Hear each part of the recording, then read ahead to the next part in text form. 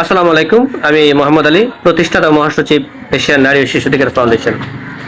পবিত্র ঈদুল আজহার এই পূর্ণতম দিনে দেশবাসী, প্রিয় শুভাকাঙ্ক্ষী, শুভনাধ্যায়ী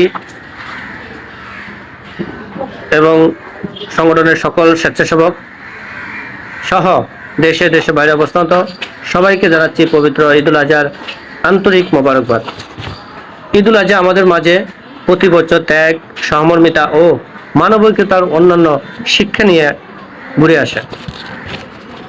এই দিনে আমরা কেবল পশু কোরবানি করি না, বরং আত্মনিয়ন্ত্রণ, আত্মত্যাগ এবং অসহায় মানুষের পাশে দাঁড়ানোর অঙ্গীকারও করি।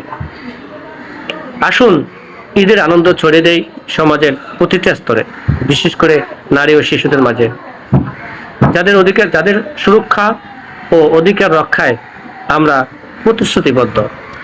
ত্যাগের মহান আদর্শকে ধারণ করে আমরা যেন মানবিকতা, সহানুভূতি ও ন্যায়বোধের পথে এগিয়ে যেতে পারি, এই কামনাই করছি। সবাই ভালো থাকবেন, সুস্থ থাকবেন। আবারও সবাইকে জানাচ্ছি পবিত্র ঈদুল আজহার শুভেচ্ছা। ঈদ মোবারক, ঈদ মোবারক, ঈদ মোবারক।